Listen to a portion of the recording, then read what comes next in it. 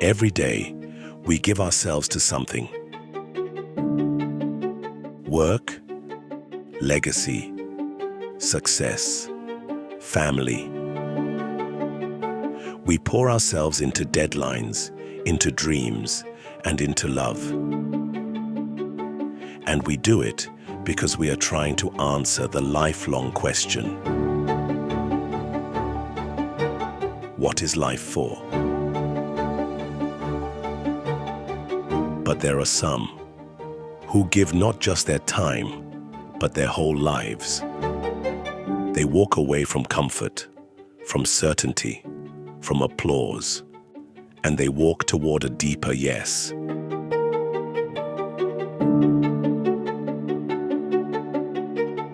Do not be slow to answer the Lord's call.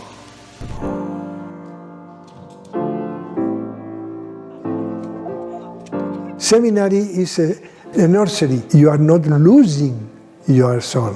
You are investing. You are getting an intercessor for you, for your family, in front of God.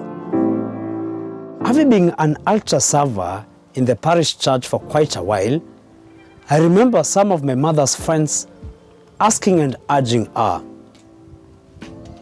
"Scholar, if this son of yours ever desires to join priesthood, when he is the only child you have, please never stop him. Allow him to go." And I can remember my mother's answer to them, "Siwezi mzuia, yeye ndiye ukataa." My major prayer every day was that God may never make me a priest. Now, this today, looking back, I ask myself, why did I feel like I am pressurized? Or like there was a force telling me I have to be a priest, so that now I have to pray against it, that I do not become. But you see, the way also God works and answers our prayers. Sometimes you're asking him this, but he knows that is the best for you. And no matter how many other promises I made him, he turned it around. I went to her, I told her the news. "Mom, I think I want to become a priest." And at that moment, the only question that she asked was, "Are you sure? And are you convinced that's what you want?"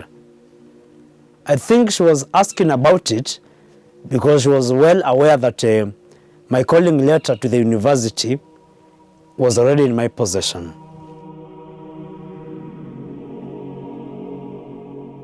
So now I face the priest with this question: "Father, do I go to the university first, or do I go to the seminary?"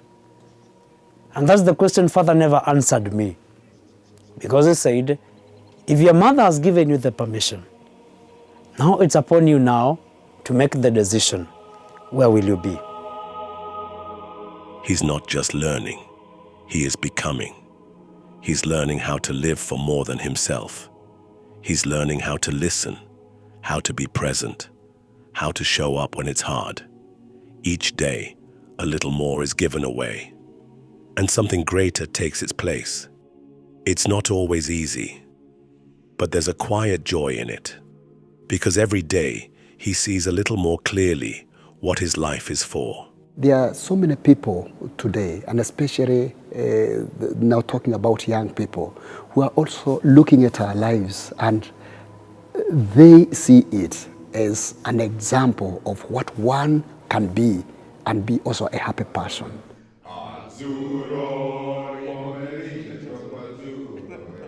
I was not an easy child. I was full of imagination. I used to do fictitious and fantasy excursions in the house. The interesting thing, by coincidence, is that my excursions were to Africa all the time, at the age of 4 or 5. But not because of mission, but because of the animals and because of Tarzan. I was convinced that Tarzan was living in Africa. One day, I told this time I am going out for sure. So my mother says, okay, but she was in the sewing machine, the old ones, the pedal ones that make a lot of noise. And she continued, Mom, this time is for truth, I told her. Yes, I know. She did not hear when I opened the gate of the house, the outside. And I went out, alone, 4-year-old, a child in a city. Then, until I arrived to an avenue that exists still in Medellin, full of palm trees. That was the fascination. A boulevard of palm trees. And when I saw the palm trees, I decided this is Africa. 1 hour later, it was the shortest camping in the world. They found me, of course. My mother was almost crazy because she was calling for me and I was not at home. And that passed as an event. I forgot that. For me, it was an event. But when they decided to send me to Africa, I had to phone my mother from Bogota. Mom, the Father General has sent me to Africa. You are going to Africa, she asked. Yes, again. And I told her, I have never been to Africa. She said, yes, you are going to Africa since you are a 4-year-old. Over the course of a mission, I understand sacrifice in a different manner. I have realized that sacrifice entails foregoing your will. And so, life should not be lived as if it's a solitary confinement. Life is meant to be lived with and for others. Generosity of life entails a lot, of course. But as I said, somebody must do it. I wake up every morning on Sunday and see the congregation that is waiting for me. And sometimes I ask myself, if I was not there, what would happen to this congregation? In our daily lives, people give themselves to many things: work, success, family, dreams, and they should. But this is a different kind of giving. This is showing up when no one's watching, sitting beside the dying, laughing with the lonely, listening without rushing. He doesn't just preach the gospel, he becomes part of it.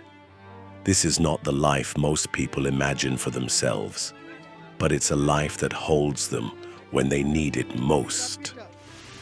When our answers becomes more specific, and like Moses we say, here I am, then our Lord reveals more clearly both himself and his compassionate love for his people in need. Life is given so that we may give life. That is what I could conclude. You were given life, you were not consulted. You received this gift, free of charge and without consultation. You do what you received gratis, give it to others, communicate. Life is like fire. Fire is to be communicated. If the fire does not communicate, extinguishes. If there is nothing to burn, there is no fire. The Son of Man did not come to be served, but to serve. This is the meaning of life, to serve. Why do you think that God is calling you? What is your motivation? Secondary motivations that are not bad, but they are not the core, the calling. You may be destined not to teach, not to go to Europe to any university, but to be parish in a village. Are you ready to that? Seminarians require a lot of care, a lot of counseling. Purify the motivation and enlarge the horizon. If I quit, where shall I go? what shall I do? Better than what I am doing. I did not find better life than this. This is difficult. This is challenging. It's not perfect. But tell me any congregation or any group or any institution where this is not happening. So, patience, go ahead. This is your life. Mi piace paragonare la vocazione al ministero ordinato al tesoro nascosto in un campo. È davvero un tesoro che Dio mette da sempre nel cuore di alcuni uomini, da Lui scelti e chiamati a seguirlo in questo speciale stato di vita. When one man gives his life to God, thousands are touched. Marriages are healed. The sick are comforted. The forgotten are remembered. I do not know who I will serve yet, but I hope I will be ready when they will need me. A priest doesn't just appear. He is formed, fed, guided, supported. I've seen people smile again, and I've seen grace do what I could not do alone. And that formation begins with a quiet yes from someone like you. So, what is your life for? Maybe it's for helping another man live his. Maybe your life is for something greater than you imagined. Maybe it's for this.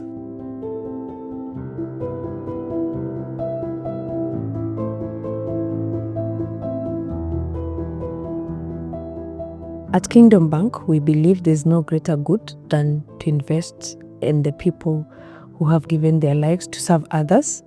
And that's why we are honored to partner with the KCCB Seminary Endowment Fund in their various initiatives to impact the society, one priest at a time.